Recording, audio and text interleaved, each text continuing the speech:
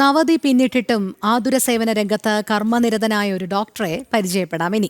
കേരളത്തിലെ ആദ്യ plastic surgery വിദഗ്ധൻ എന്നതിനപ്പുറം കച്ചവട സംസ്കാരം പിടിമുറുക്കിയ വൈദ്യശാസ്ത്ര രംഗത്തെ വേറിട്ട വ്യക്തിത്വമാണ് ഡോക്ടർ KR രാജപ്പൻ.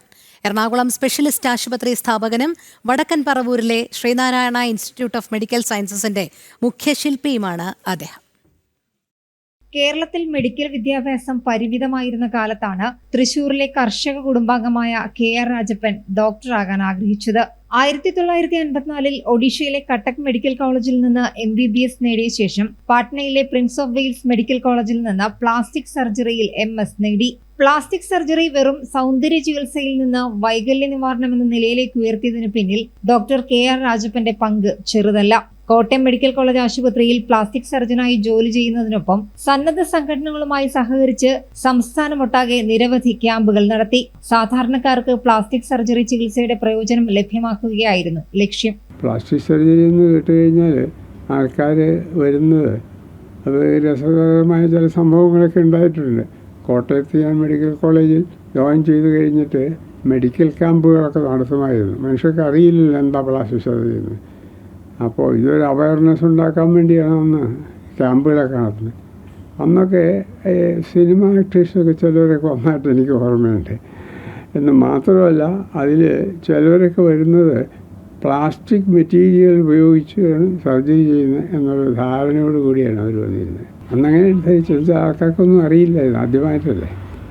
അത് കഴിഞ്ഞതിന് ശേഷമാണ് ഞാൻ ഈ പ്രൈവറ്റിലേക്ക് പോകുന്നത്. പ്രൈവറ്റിൽ പോകുന്നതിന് ശേഷമാണ് കേരളം മുഴുവൻ നടന്ന് ഈ പ്ലാസ്റ്റിക് സർജറി ചെയ്തുകൊണ്ടിരുന്നത്.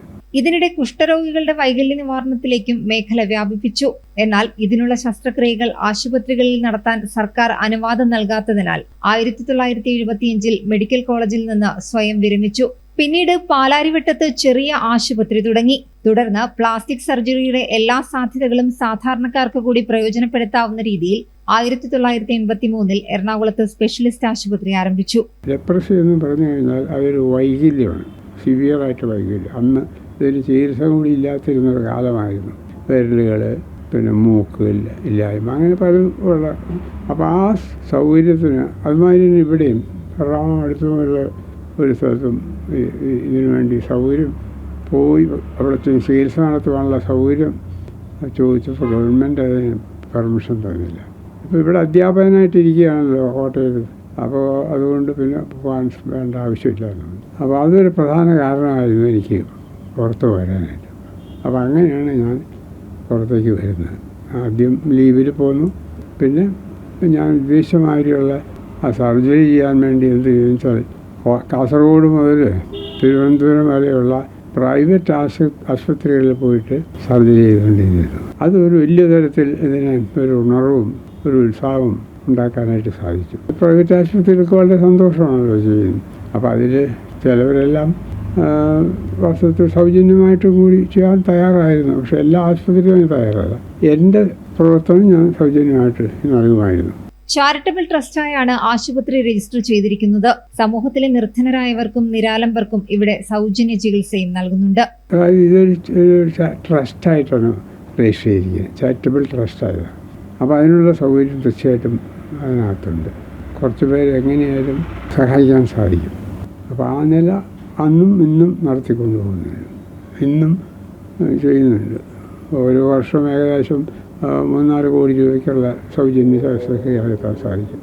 ജന്മനാലുള്ളതും അപകടം വഴി സംഭവിച്ചതുമായ വൈകല്യങ്ങൾ മൂലം വീടിനുള്ളിൽ ജീവിതം തളച്ചിടേണ്ടി വന്നവർക്ക് സാധാരണ ജീവിതം നയിക്കാൻ അവസരം സൃഷ്ടിച്ചുകൊണ്ടാണ് ഡോക്ടർ രാജപ്പൻ പ്ലാസ്റ്റിക് സർജറിയിലൂടെ വലിയ മാറ്റത്തിന് തുടക്കമിട്ടത്. സ്പെഷ്യലിസ്റ്റ് ആശുപത്രിയിൽ നിർധനരായ രോഗികൾക്ക് സൗജന്യ നിരക്കിൽ വൃക്ക മാറ്റിവെക്കൽ ശസ്ത്രക്രിയ, കാരുണ്യ പദ്ധതിയുമായി ബന്ധപ്പെടുത്തി സൗജന്യ ഡയാലിസിസ്, സ്നേഹത്തണൽ പദ്ധതി പ്രകാരം കുട്ടികളുടെ വൈകല്യങ്ങൾ എന്നിവയ്ക്കും ചികിത്സ നടത്തുന്നുണ്ട്. നവതി പിന്നിട്ടിട്ടും ഔദ്യോഗിക ജീവിതത്തോടൊപ്പം ജീവകാരുണ്യ പ്രവർത്തനങ്ങളിലും ഇപ്പോഴും കർമ്മനിരതനാണ് ഡോക്ടർ രാജപ്പൻ. ജനം, കൊച്ചി.